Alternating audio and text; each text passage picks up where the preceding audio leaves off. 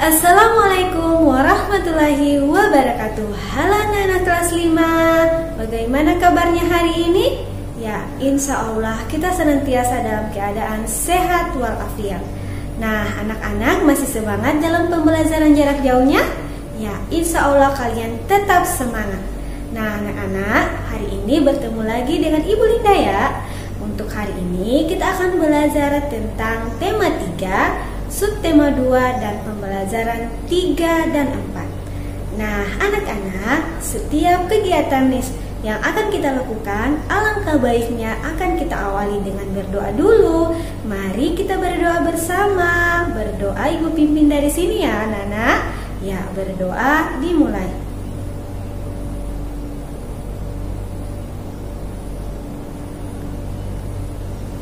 Berdoa selesai. Tentang pembangunan sosial budaya yang ada di sekitar kita. Kemudian yang kedua, adat istiadat yang ada di daerah tempat tinggal. Kemudian yang terakhir adalah faktor pendukung keberagaman budaya. Nah, untuk lebih jelasnya mari kita simak penjelasan Ibu Guru ya. Nah, anak-anak mari amati gambar berikut. Ya, menurut anak-anak gambar apakah ini? Ya, benar sekali, ini gambar pasar. Nah, anak-anak, menurut anak-anak, kegiatan apakah yang terjadi di pasar ini? Ya, atau Nah, bagaimana anak-anak? Apa yang anak-anak ketahui tentang gambar ini? Ya, benar sekali, gambar ini adalah kegiatan atau aktivitas yang terjadi di pasar. Nah, tentu anak-anak pernah pergi ke pasar dan sudah pernah melihat bagaimana keadaan atau suasana di pasar tersebut. Tentunya ramai ya anak-anak. Kemudian, apa saja yang kamu temui saat pergi ke pasar? Ya, pastinya anak-anak menemui penjual, kemudian pembeli dan barang-barang dagangannya. Kemudian, bagaimanakah anak-anak sayur dan buah itu dapat sampai ke rumah kita? Ya, tentunya sayur dan buah ditanam oleh petani. Petani adalah produsen. Setelah sayur dan buah layak dipanen, buah akan ditawar ke pasar atau didistribusikan ke pasar untuk dijual. Nah, ketika sudah didistribusikan di pasar, kita sebagai pembeli akan membeli sayur itu dan akan kita bawa ke rumah untuk memenuhi kebutuhan sehari-hari kita. Kemudian, aktivitas apa saja yang anak-anak temukan pada saat di pasar? Ya, tentu aktivitas transaksi atau jual beli antara pedagang dengan pembeli. Selain transaksi, ada juga terjadi tawar-menawar antara pembeli dan penjual. Nah, anak-anak, aktivitas di pasar, untuk lebih jelasnya, anak-anak perhatikan jenis aktivitasnya dan pelaku aktivitas dalam tabel ini. Ya, jenis aktivitas yaitu jual beli. Pelaku aktivitasnya adalah penjual dan pembeli. Kemudian tawar-menawar. Nah, tawar-menawar ini terjadi antara pembeli dan penjual. Kemudian jenis aktivitas lainnya adalah melihat-lihat barang dagangan. Itu pelakunya adalah pembeli. Biasanya anak-anak sebelum kita membeli suatu barang pastinya kita akan melihat dulu. Kita akan membeli barang apa. Kebutuhan yang kita butuhkan ini barang apa. Pastinya kita akan melihat-lihat dulu sebelum melakukan transaksi antara pembeli dengan penjual.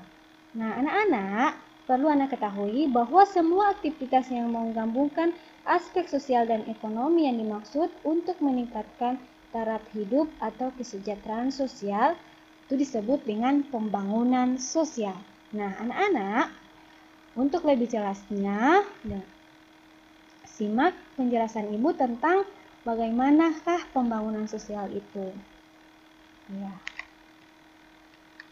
Pembangunan sosial adalah segala aktivitas sosial dan ekonomi yang dilakukan oleh masyarakat untuk meningkatkan taraf hidup dan kesejahteraan sosial. Nah, anak-anak, pasar tadi adalah aktivitas di pasar tadi yang digambar yang telah kalian amati, itu salah satu aktivitas dalam pembangunan sosial dan ekonomi, di mana untuk meningkatkan taraf hidup dan kesejahteraan sosial masyarakat.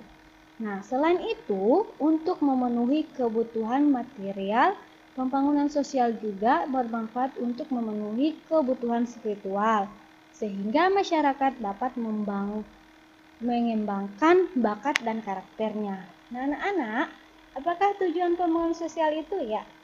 Tujuan pembangunan sosial diantaranya adalah mengembangkan dan membangun kesejahteraan masyarakat, memenuhi kebutuhan hidup masyarakat, serta meningkatkan kemampuan masyarakat dalam mengelola dan memanfaatkan sumber daya yang ada ya anak-anak. Nah, selain aktivitas di pasar, dalam pembangunan sosial, ekonomi, dan budaya ini masih ada lagi contoh-contoh yang lainnya ya anak-anak. Coba anak-anak amati. Ya. Nah, gambar ini menjelaskan tentang masyarakat yang melihat atau terlibat dalam upacara suatu daerah. Nah, anak-anak, kegiatan ini merupakan contoh pembangunan sosial di bidang budaya. Ya, tadi kita sudah melihat contoh aktivitas di pasar. Nah, contoh aktivitas di pasar itu merupakan pembangunan sosial. Nah, kemudian selain itu ada lagi. Nah, anak-anak perhatikan gambar ini. Ya, pastinya terbenak dalam pikiran anak-anak bahwa ini adalah tarian daerah yang diperankan oleh anak-anak. Nah, benar sekali anak-anak. Gambar tersebut merupakan gambar anak-anak sedang menari. Kenapa dia merupakan salah satu contoh dari pembangunan sosial? Karena kegiatan tersebut membawakan tarian-tarian tradisional yang dapat membantu dan mengenalkan sekaligus melestarikan budaya Indonesia. Nah, jadi selain aktivitas di pasar, jual beli, gotong royong, itulah aktivitas-aktivitas lain di lingkungan anak-anak. Nah, anak-anak perlu tahu ketika kita mau melestarikan budaya itu berarti kita sudah membantu dalam pembangunan sosial budaya. Jadi ketika ibu bertanya, salah satu contoh pembangunan sosial budaya itu adalah melestarikan budaya, mengenalkan budaya kita ke orang lain. Nah, seperti itu ya anak-anak. Nah, apakah anak-anak sudah paham tentang pembangunan sosial budaya atau aktivitas-aktivitas yang di lingkungan sekitar dalam pembangunan sosial budaya? Nah, apabila anak-anak punya contoh yang lain, anak-anak bisa menuliskannya di buku tulis ya. Nah, sekarang mari kita menjelaskan bagaimana adat istiadat yang ada di lingkungan sekitar kita. Tapi sebelum itu, anak-anak, salah satu tujuan pembangunan sosial itu adalah banyaknya pemuda-pemudi yang peduli terhadap kelestarian adat dan istiadat di daerah setempat. Seperti contoh tadi anak-anak. Dalam pembangunan sosial budaya itu kita harus lebih mengenalkan budaya kita ke negara lain. Itu adalah salah satu pembangunan sosial di bidang budaya. Nah, adat istiadat ini anak-anak perlu ketahui merupakan perilaku budaya yang telah lama diterapkan oleh masyarakat sekitar. Adat istiadat merupakan ciri khas suatu daerah. Setiap daerah memiliki adat istiadat yang berbeda dengan daerah lain. Nah, seperti ini anak-anak, karena ibu guru orang Gorontalo, makanya sehingga ibu guru menampilkan adat istiadat yang terdapat pada Gorontalo, di daerah Gorontalo. Nah, adat istiadat ini hanya merupakan sebagian dari adat istiadat yang ada di Gorontalo, seperti Momiati, kemudian Molubingo. Nah, ini dua contoh adat istiadat yang ada di Gorontalo. Masih banyak lagi adat istiadat yang ada di Gorontalo. Nah, anak-anak, selain kita mempelajari adat istiadat di Gorontalo, nah, tentu anak-anak ketahui bahwa Indonesia ini memiliki keberagaman budaya. Selain adat istiadat, banyak lagi keberagaman budaya lainnya. Nah, anak-anak perlu ketahui mengapa Indonesia itu memiliki banyak keberagaman. Pastinya ada faktor-faktor yang mempengaruhinya. Nah, coba anak-anak perhatikan penjelasan Ibu ya. Nah, yang pertama adalah letak geografis. Nah, letak geografis ini sebelumnya juga telah kita pelajari pada pembelajaran sebelumnya. Nah, letak geografis ini merupakan salah satu faktor yang mempengaruhi keberagaman atau faktor pendukung. Nah, letak geografis ini merupakan faktor pendukung keberagaman di Indonesia. Nah, salah satunya adalah letak geografis. Letak geografis anak-anak sudah pernah mempelajarinya, yaitu Indonesia terletak di antara 2 benua dan 2 samudra, yaitu Samudra Pasifik dan Samudra Hindia, serta 2 benua yaitu benua Asia dan benua Australia. Yang kedua, selain letak geografis, faktor pendukung keberagaman ini adalah bentuk negara kepulauan.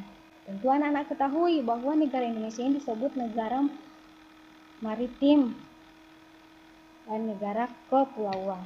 Nah, negara kepulauan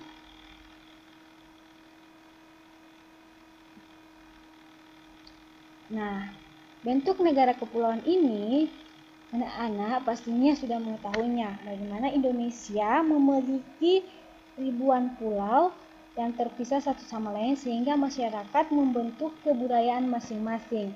Setiap masyarakat mengembangkan budaya yang mereka sesuaikan dengan lingkungan sekitar. Hal ini mengakibatkan hadirnya perbedaan suku, bangsa, dan budaya yang ada di Indonesia. Nah, selanjutnya adalah kondisi alam. Jadi ini adalah 3 faktor utama yang mendukung keberagaman atau faktor pendukung keberagaman yang ada di Indonesia. Yang ketiga ini adalah kondisi alam. Kondisi alam di Indonesia meliputi dataran rendah, dataran tinggi, pegunungan, serta pantai. Kondisi alam ini mengakibatkan hadirnya keberagaman dalam bidang ekonomi, yaitu mata pencaharian. Nah, tentunya ketika kita tinggal di pesisir pantai, pastinya mata pencaharian kita adalah sebagian besar adalah nelayan. Sehingga adat istiadat juga ini dipengaruhi oleh faktor kondisi alam. Nah, tetapi karena kita Indonesia, kita tetap satu tujuan. Nah, anak-anak, persatuan dalam keberagaman yang dimiliki oleh bangsa Indonesia merupakan cerminan dari semboyan Bhinneka Tunggal Ika. Nah, anak-anak pasti tahu Bhinneka Tunggal Ika itu maknanya berbeda-beda tetap satu. Nah, semboyan ini diwujudkan pada persatuan dan kesatuan dalam keberagaman di Indonesia. Meskipun kita berbeda-beda budaya, adat istiadat, berbeda suku, ras, agama, tetapi kita tetap satu, yaitu Indonesia. Satu tujuan, yaitu Indonesia. Tetap satu tujuan, yaitu Indonesia. Bersatu kita, walaupun kita berbeda dalam suku, budaya, serta agama. Nah, itu anak-anak penjelasan Ibu pada pertemuan kali ini. Semoga anak-anak bisa memahami apa yang telah Ibu jelaskan. Terima kasih. Nah, bagaimana anak-anak? Apakah kalian sudah mengerti dengan penjelasan Ibu Guru hari ini? Semoga materi yang telah Ibu jelaskan bisa bermanfaat untuk anak-anak ya. Tetap semangat dan selalu jaga kesehatan.